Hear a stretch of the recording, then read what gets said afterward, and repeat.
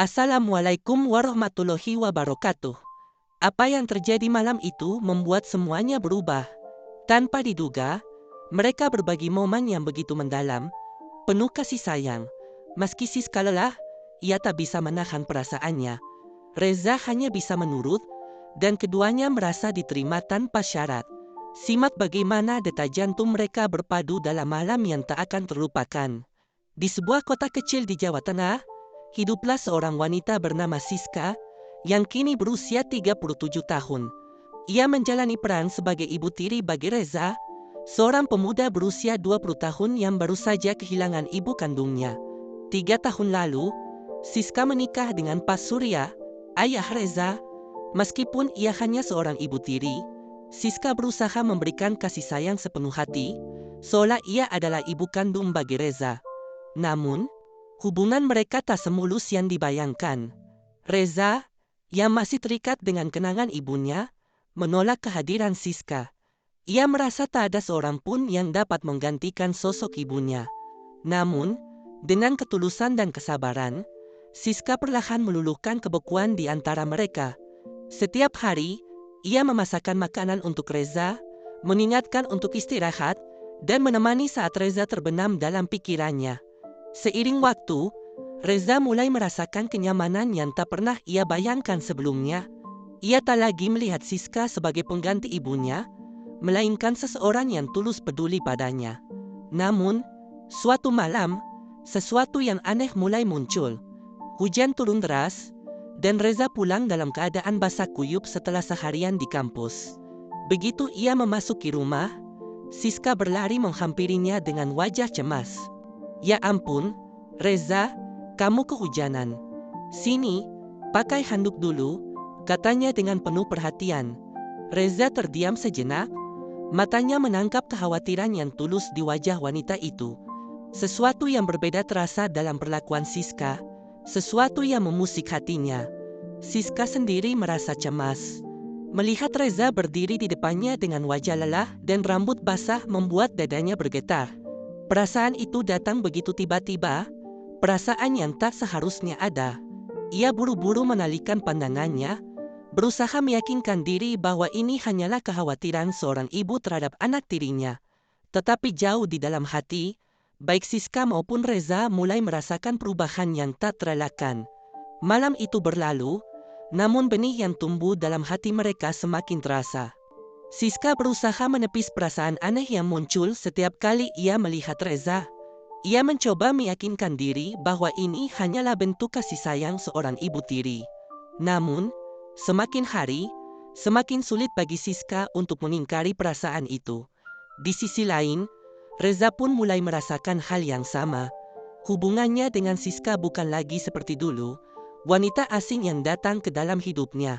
Setiap perhatian kecil yang diberikan Siska kini terasa begitu berarti.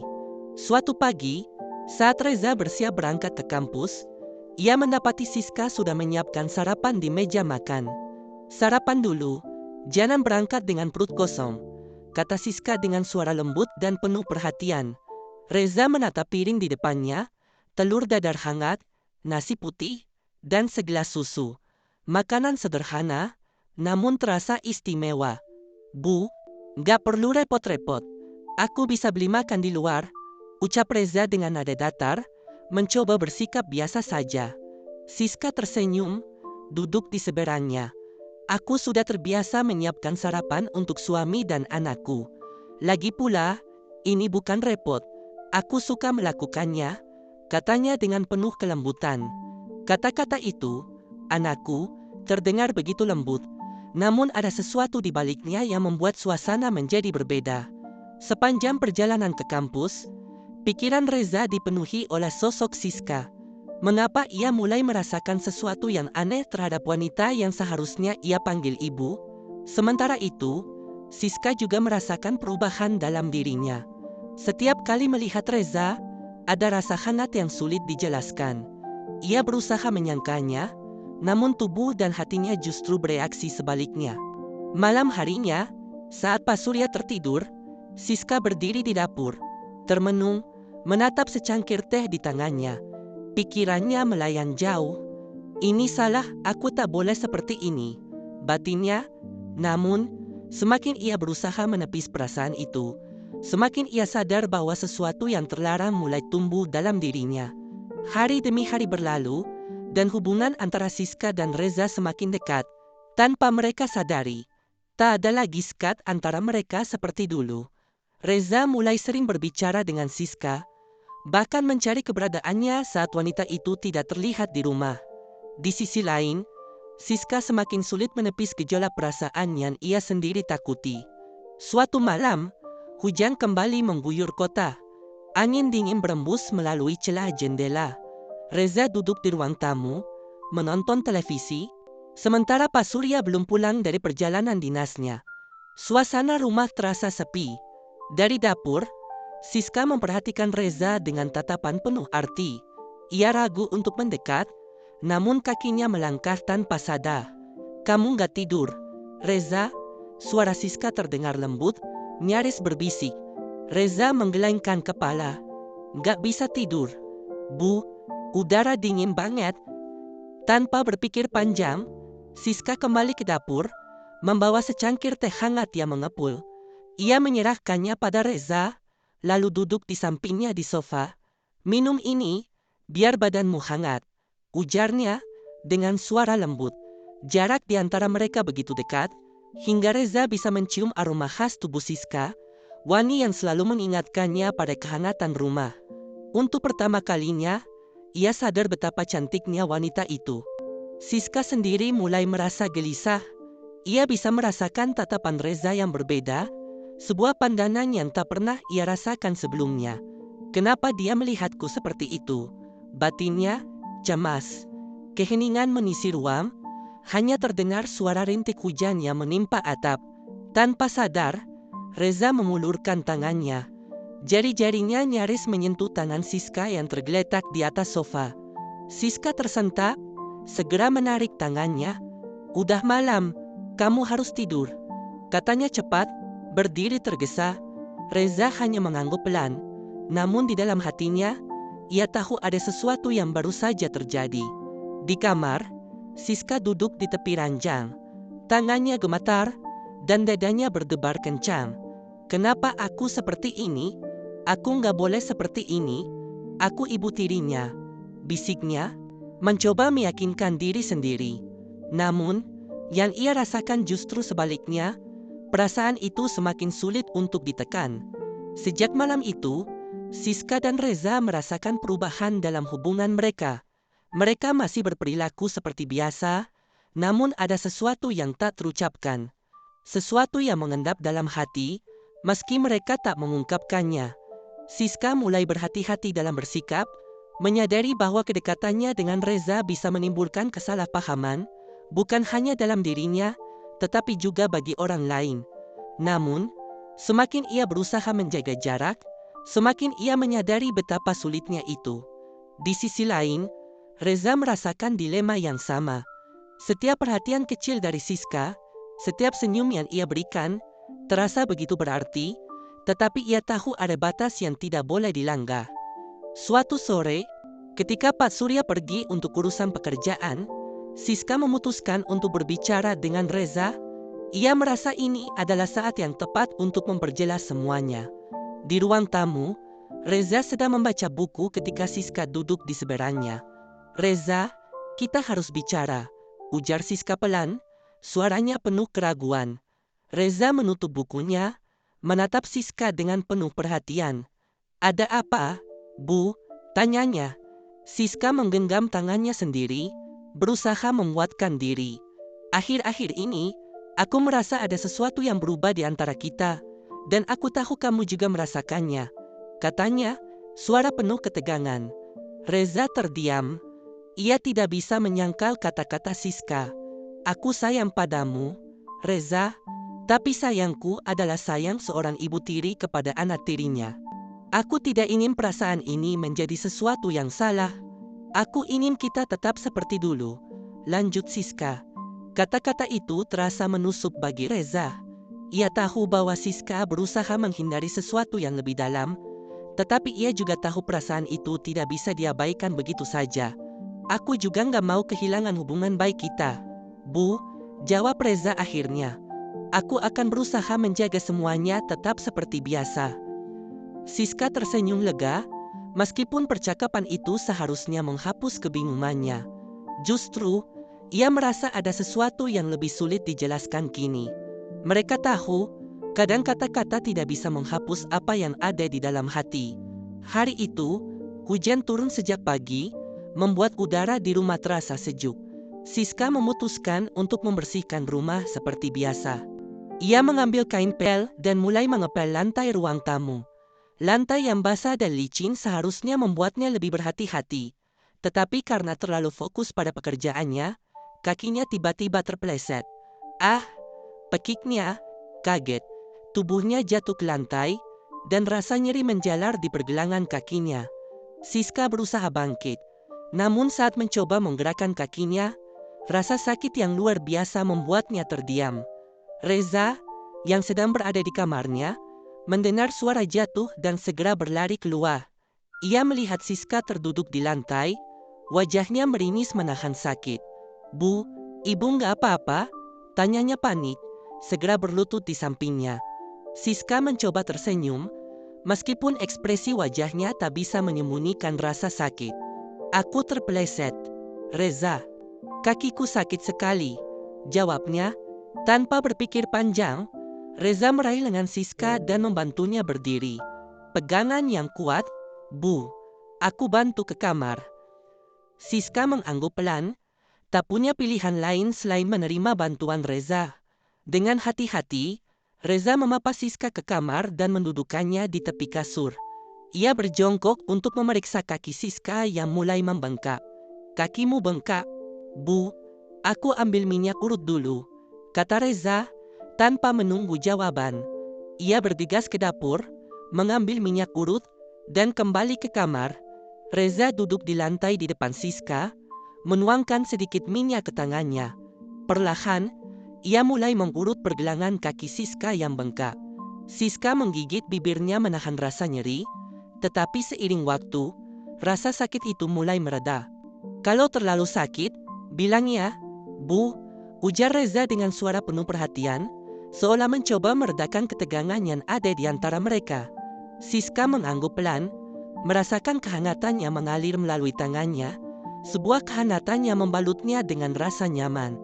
Keheningan pun menyelimuti ruangan, hanya terdengar suara rintik hujan yang mengetuk kaca jendela, dan napas mereka yang berirama tenang. Ketika Reza menyelesaikan pijatannya, ia mendongak dan menatap wajah Siska. Ada sesuatu yang tak terungkapkan di mata wanita itu, perasaan yang tak bisa dipahami dengan kata-kata. Sudah mendingan, Bu? Tanya Reza pelan. Siska tersadar dari lamunannya, lalu mengangguk sambil tersenyum tipis. Iya, sudah agak enakan. Terima kasih, Reza. Reza tersenyum. Baguslah, Ibu istirahat saja. Biar aku yang bersihin lantainya. Perasaan Siska tak karuan.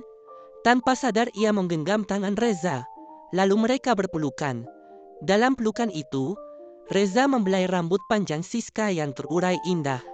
Mereka menyadari bahwa cinta yang selama ini terpendam akhirnya mengalir bebas, tak terbendung oleh apapun. Tanpa mereka duga, malam itu mereka saling berbagi kasih sayang. 4 kali, meskipun Siska merasa lelah, namun ia menginginkannya lagi. Reza pun hanya bisa menurutinya. Masing-masing dari mereka merasa diterima sepenuhnya tanpa syarat. Dalam dekapan satu sama lain, di bawah sinar bulan yang samar, mereka saling menyandarkan kepala, detak jantung mereka berpadu, dan malam itu terasa begitu dalam dan bermakna. Hujan masih turun dengan ritme pelan, menciptakan suasana tenang di dalam rumah. Siska duduk di dapur, menyeruput teh hangat yang baru saja ia buat. Reza masuk ke dapur sambil membawa piring kecil dengan buah yang baru dipotong. Ia meletakkan piring itu di meja untuk Siska. Bu, makan ini dulu biar cepat pulih, ujar Reza sambil tersenyum. Siska menatapnya dengan lembut. Terima kasih, Reza, kamu selalu perhatian. Reza hanya tersenyum dan duduk di kursi di seberang Siska. Ada sesuatu yang terasa berbeda malam ini. Keheningan menyelimuti mereka, hanya terdengar suara rintik hujan di luar yang sama.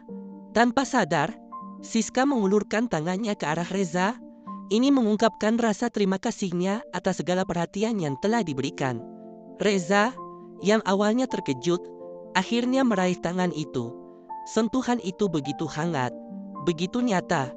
Mereka saling menatap, tak ada kata yang terucap, tetapi dalam diam, mereka memahami. Di antara mereka ada rasa yang begitu dalam. Siska tersenyum tipis. Aku bersyukur kamu ada di sini. Reza, aku nggak tahu apa jadinya kalau kamu nggak ada. Reza menggenggam tangan Siska lebih erat. Aku juga, Bu. Aku selalu ingin ada buat ibu. Tanpa sadar, Siska menarik Reza ke dalam pelukannya, pelukan yang tulus, penuh kasih sayang. Namun pada saat yang sama, mereka berdua menyadari bahwa ini adalah kasih sayang seorang ibu kepada anaknya. Siska perlahan melepas pelukannya dan menatap wajah Reza dengan lembut. Reza, kita ini keluarga. Reza mengangguk pelan. Iya, Bu. Aku tahu. Mereka saling tersenyum. Tidak ada lagi kebingungan, tidak ada lagi perasaan yang membingungkan. Yang tersisa hanya kasih sayang yang seharusnya ada. Siska meraih cangkir tehnya lagi, sementara Reza tetap duduk di dekatnya. Keduanya menikmati momen itu, momen kehangatan yang nyata tanpa perlu ada hal lain di antara mereka. Malam itu, suhu tubuh Siska semakin meningkat. Demamnya makin parah, tubuhnya terasa lemas dan kepalanya berat. Ia berbaring di tempat tidur, menatap langit-langit kamar dengan mata sayu. Di luar, hujan masih turun, rintik-rintik menciptakan suasana yang semakin dingin. Ayah Reza belum pulang karena masih sibuk bekerja di kantor. Di sisi ranjang, Reza duduk dengan ekspresi cemas. Ibu harus banyak istirahat, ucapnya pelan, mengambil kain kecil yang sudah dibasahi air hangat dan menempelkannya di dahi Siska. Siska mencoba tersenyum meski tubuhnya terasa lemah. Maaf ya, Reza. Aku malah merepotkan kamu. Reza menggeleng. Jangan bilang gitu, Bu. Aku di sini buat jaga ibu. Ia menarik selimut hingga menutupi tubuh Siska, memastikan ibunya tetap hangat. Matanya penuh kekhawatiran. Siska memejamkan mata sejenak, menikmati dinginnya kain yang menyentuh dahinya. Namun tubuhnya masih terasa menggigil. Reza yang duduk di sampingnya menghela napas panjang. Tangan kanannya terangkat perlahan membelai rambut Siska. Sentuhan lembut itu seperti menyalurkan kehangatan. Istirahatlah, Bu. Aku ada di sini, bisiknya. Siska membuka matanya perlahan, menatap Reza dengan pandangan penuh haru. Kamu anak yang baik, Reza. Reza tersenyum kecil. Aku cuma ingin ibu cepat sembuh. Keheningan menyelimuti kamar. Siska mulai merasa lebih tenang. Di luar, suara hujan mulai mereda. Udara dingin masih terasa, tetapi di dalam kamar, ada kehangatan yang nyata, kehangatan kasih sayang yang tulus. Pelan-pelan, Siska memejamkan mata dan tertidur dalam ketenangan. Reza tetap di sana, memastikan ibunya tidur nyenyak. Ia tidak akan pergi sampai Siska benar-benar membaik. Dan malam itu, untuk pertama kalinya, Siska merasa bahwa dirinya tidak sendiri. Terima kasih telah menyimak cerita ini. Jangan lupa untuk like video ini, subscribe channel kami, agar tidak ketinggalan cerita menarik lainnya. Sampai jumpa di cerita berikutnya. Wassalamualaikum warahmatullahi wabarakatuh.